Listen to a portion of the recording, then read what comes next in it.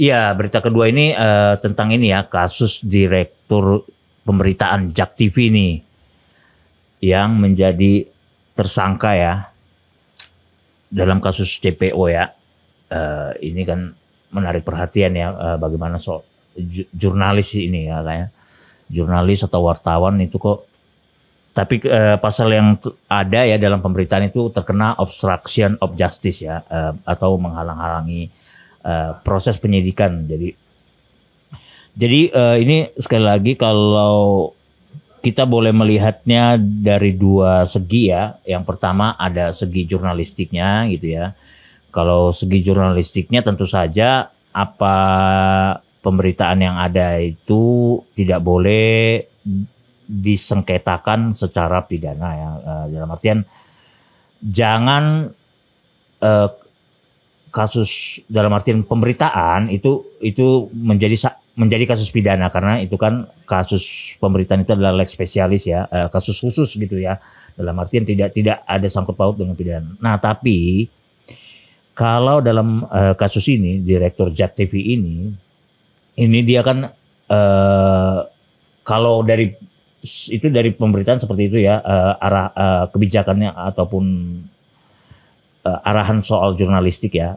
Nah tapi kalau dari pidana itu dari Kejaksaan Agung itu berbeda lagi. Kalau Kejaksaan Agung menyatakan ini bukan soal pemberitaannya, bagaimana yang dianggap misalnya apa di media tersebar berita bahwa gara-gara pemberitaan negatif terus tentang Kejaksaan Agung makanya direktur JAK TV, direktur pemberitaan JAK TV ini menjadi tersangka. Itu dari pemberitaan yang ada seperti itu ya.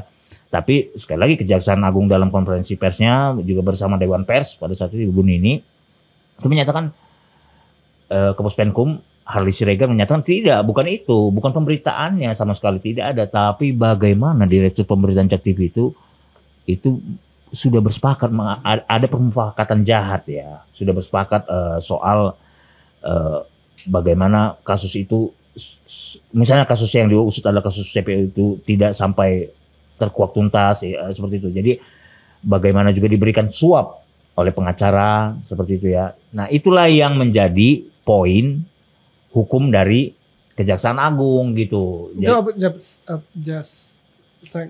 obstruction of justice. Perintangan penyidikan. Perintangan penyidikan. Jadi itu udah ada suapnya ya. Biasanya kan dia hanya menghalangi saja kan. Jadi ini udah ada penyuapan. Dia sudah menerima suap itu, sudah ada. Disangka atau diduga menerima uang sebesar sekitar 480 juta untuk membuat konten berita yang dianggap menyudutkan Kejaksaan Agung. Ya. Nah, ya seperti tadi itu memang betul bahwa konten berita sebenarnya tidak bisa dipidana ya. Betul. Sejauh memang itu konten berita tanpa ada embel-embel tadi, uang-uang yang ratusan juta tadi. Ya. Akan berbeda halnya jika sudah seperti ini kondisinya teman-teman. Ya. Ada uang masuk ke kantong pribadi. Ini lagi-lagi dugaan ya, yang disangkakan kepada direktur JAK TV tadi. Jika memang tadinya tidak ada uang yang masuk ke kantong pribadi atau itu masuk ke kantor media, ya mungkin itu ranahnya pers ya. Tapi kalau sudah masuk ke kantong pribadi, ya masalah pribadi jadinya lebih tidak profesional gitu ya. Jadi iya, seperti apa ya kita melihat sebagai kita sesama wartawan ya, kita juga menyayangkan ya. Kalau sampai memang betul ada uang senilai 480 juta kurang lebih itu masuk ke kantong pribadi dengan kesepakatan atau pemufakatan untuk membuat berita-berita yang menyudutkan.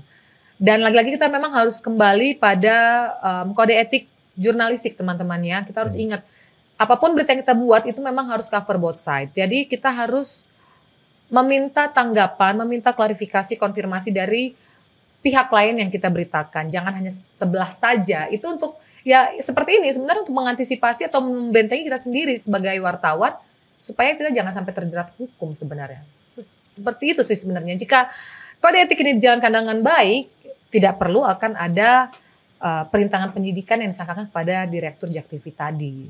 Mungkin ada kode-kode etik yang mungkin terlewatkan ya oleh Direktur JAK TV sehingga ya bisa tersandung kasus ini dan diklaim diduga menjelekkan Kejaksaan Agung seperti itu. Jadi kurang pintar ya menurut saya. Jadi kalau misalnya memang ada uang, mungkin bisa dialihkan ke kantor ya.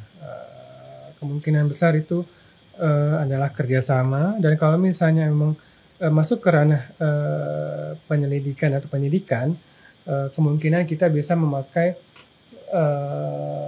undang-undang pers kita ya, atau kode etik jurnalistik. Tapi kalau misalnya sudah masuk ke kantong pribadi, itu sudah ranah ke perseorangan personal, jadi tidak bisa dibawa masalah perusahaan atau juga masalah dari segi pemberitaan gitu. Saya harap ini lebih ke personal, ini harus tanggung jawab dan sebisa mungkin untuk sementara mengundurkan diri karena memang ini murni pribadi, dan ini sebenarnya bisa merusak citra wartawan itu sendiri juga, termasuk juga media juga. Ini kalau tidak salah di Jakarta ya, televisi swasta di Jakarta. Nah ini sebenarnya yang jadi contoh juga buat kita semua. Ya, saya menambahkan aja. Jadi memang tadi ya penekanan dari KD 5, jangan lupakan kode etik jurnalistik, benar ya. Undang-undang nomor 40 tahun 1999 itu kan tentang kemerdekaan pers itu ya. Kita harus ingat lagi bahwa setiap sengketa pers itu ya, dalam hal ini kan yang bersengketa adalah Direktur Pemberitaan JAK TV ya tadi ya.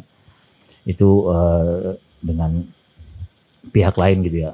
Nah, dalam undang-undang itu perlu juga kita tekankan bahwa setiap penyelesaian sengketa pers itu terlebih dahulu harus melalui Dewan Pers dulu gitu ya kalau ada sengketa seperti itu. Jadi ini juga perlu menjadi perhatian bersama juga, karena bagaimanapun teman-teman ini kan apalagi kita wartawan ya, ini kerja-kerja jurnalistik kita kalau kita tidak seimbang, tidak